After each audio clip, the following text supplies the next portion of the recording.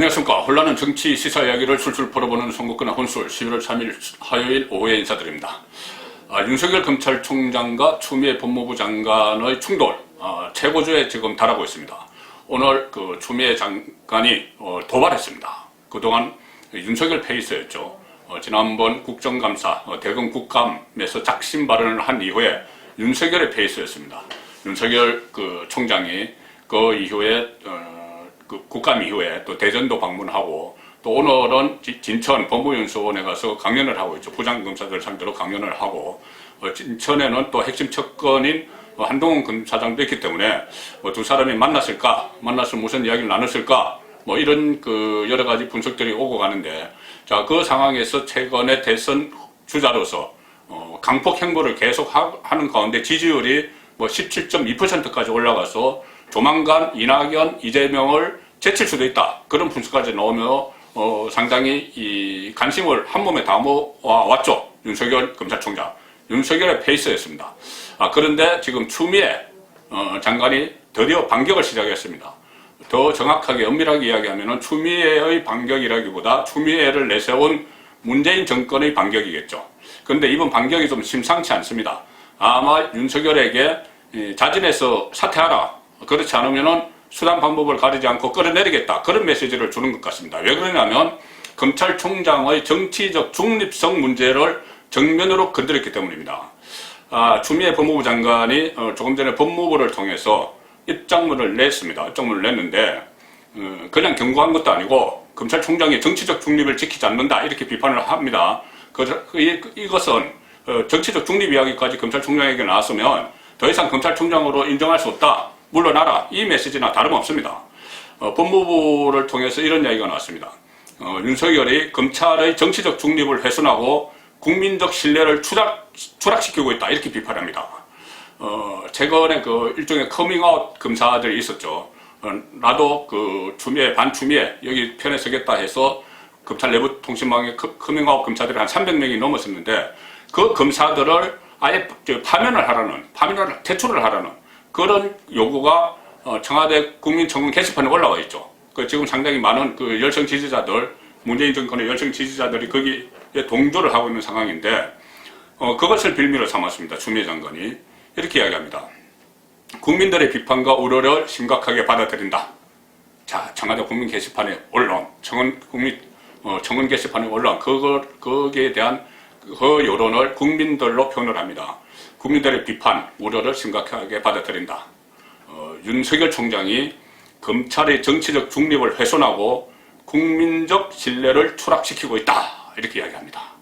또 추미애 장관의 이야기입니다. 권력기관으로서 검찰의 정치적 중립은 그 어느 기관보다 엄중하게 요구된다. 윤석열 총장의 상황은 매우 중차대한 문제라고 생각한다.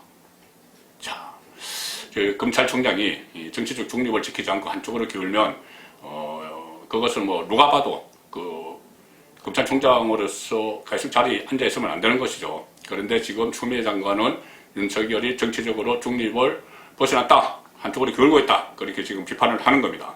그러면서 법무부 장관으로서 검찰의 정치적 중립성 담보에 대한 책임을 통감하고 있다.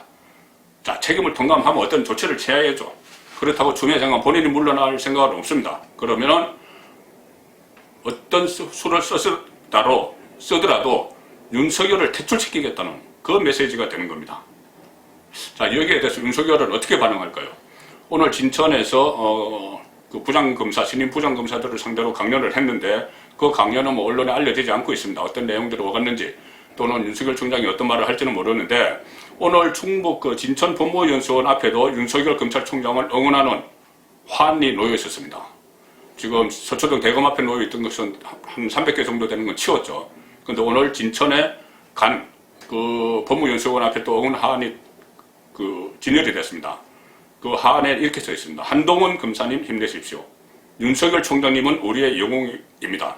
자, 이런 문구가 붙었는데, 어쨌든 지금 윤석열 총장은 자기 대권 주자로 자리매김했고 본인도 거기에 대해서 부인하지 않습니다.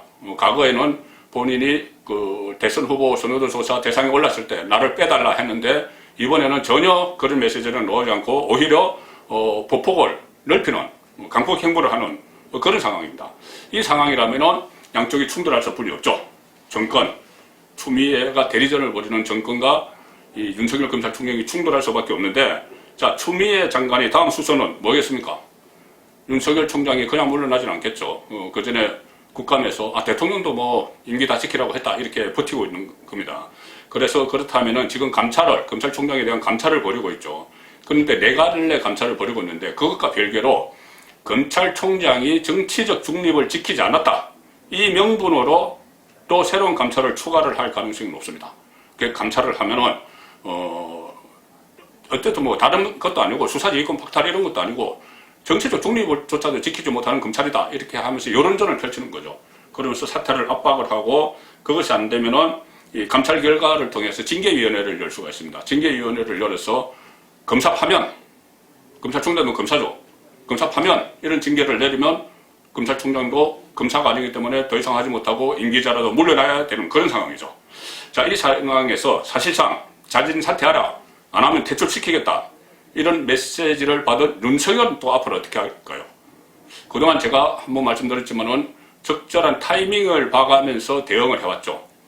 타이밍의 정치다 이런 말까지 표현할 수 있을 정도로 어떤 때는 침묵을 하다가 결정적인 순간에 딱 반격을 하고 이런 모습을 보였는데, 자, 지금도 일단 감망을 할지 아니면 지금 어차피 강폭 행보를 시작한 마당이고 전면전을 불사하겠다는 그런 의지를 밝혔기 때문에 오늘 내일 중에 또 맞대응하는 강력한 메시지가 나올지 그 부분은 좀 더 지켜봐야 될 것 같습니다.